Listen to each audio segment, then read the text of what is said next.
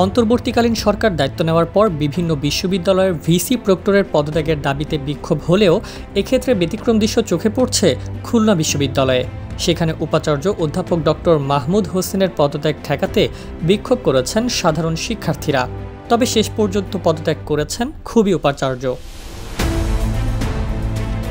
উপাচার্য ছাড়াও পদত্যাগ করেছেন বিশ্ববিদ্যালয়ের উপ উপাচার্য, রেজিস্ট্রার, ট্রেজারার, বিশ্ববিদ্যালয়ের 5টি আবাসিক হলের প্রভোস্ট, সহকারী প্রভোস্ট এবং বিভিন্ন দপ্তরের পরিচালকেরা।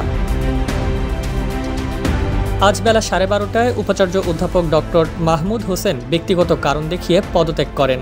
ইডেন বে কক্সবাজার সমুদ্র সৈকতের উপর নিজেদের একটি ঠিকানা। মাত্র 5 লাখ টাকায় আপনিও হয়ে যেতে পারেন এই হোটেলের মালিক। ইডেন বে, আ কনসার্ন অফ ভাইয়া হোটেলস। এ সময় শিক্ষার্থীদের সামনেই তিনি রাষ্ট্রপতি বরাবর পদত্যাগপত্র পাঠান। রাষ্ট্রপতি বরাবর উপাচার্য অধ্যাপক ডক্টর মাহমুদ হোসেন স্বাক্ষরিত চিঠিতে উল্লেখ করা হয়, খুলনা বিশ্ববিদ্যালয়ের ভাইস চ্যান্সেলর হিসেবে 2021 সালের 25 মে তিনি যোগদান করেন। ব্যক্তিগত কারণে আজ 20/8/2024 তারিখে ভাইস চ্যান্সেলর পদে ইস্তফা দিয়েছেন। পদত্যাগপত্র গ্রহণ করার জন্য অনুরোধ জানান তিনি। রাষ্ট্রপতি বরাবর পদত্যাগপত্রে সদ্য পদত্যাগ করা উপাচার্য আরও উল্লেখ করেন, আমি আমার পূর্ববর্তন কর্মস্থল অত্র বিশ্ববিদ্যালয়ে ফরেস্ট্রি অ্যান্ড উড টেকনোলজি ডিসিপ্লিনে প্রত্যাবর্তন করছি।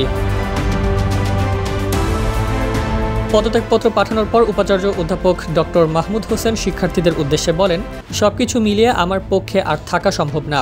আমাকে শান্তিতে থাকতে দাও। আমি চাই না তোমরা আর কোনো ধরনের কিছু করো। আমার সম্মানহানি হচ্ছে অনেকভাবে।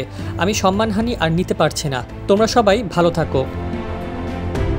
এদিকে উপাচার্যের পদত্যাগের সঙ্গে সঙ্গে একযোগে খুবই উপ উপাচার্য অধ্যাপক ডক্টর মোসাম্মদ হোসনে আরা, রেজিস্ট্রার অধ্যাপক খান গোলাম কুদ্দুস, ট্রেজারার অধ্যাপক অমিত রায় চৌধুরী সহ সব আবাসিক হলের প্রভোস্ট ও সহকারী প্রভোস্টরা পদত্যাগ করেন। উপাচার্যের পদত্যাগের বিষয়ে বৈষম্য বিরোধী ছাত্র আন্দোলনের খুবির অন্যতম সমন্বয়ক জহুরুল তানভীর বলেন, আমরা চেয়েছিলাম শুধু ভিসি স্যার থাকুক এবং দুর্নীতিবাজ বিতর্কিত শিক্ষকদের পদত্যাগ, কিন্তু ভিসি স্যার চেয়েছেন তার পুরো টিম নিয়ে থাকতে। মন মতো টিম নিয়ে থাকা আরেকটি স্বৈরাচারী মতবাদের প্রকাশ। জানা যায়, এর আগে গত 11 আগস্ট রোববার বিশ্ববিদ্যালয়ের ছাত্র বিষয়ক পরিচালক অধ্যাপক মোহাম্মদ শরীফ হাসান লিমন ও ডিএসএ বডির সদস্যরা একযোগে পদত্যাগ করেন। এছাড়া 18 আগস্ট পদত্যাগপত্র জমা দেন ভারপ্রাপ্ত রেজিস্ট্রার অধ্যাপক খান গোলাম কুদ্দুস, 5 হলের প্রভোস্ট, 10 সহকারী প্রাধ্যক্ষ ও নিরাপত্তা তত্ত্বাবধায়ক। এদিকে গত রোববার উপাচার্য পদত্যাগ করতে গেলে শিক্ষার্থীরা বিক্ষোভ করেন এবং পদত্যাগ না করার জন্য তাকে অনুরোধ জানান।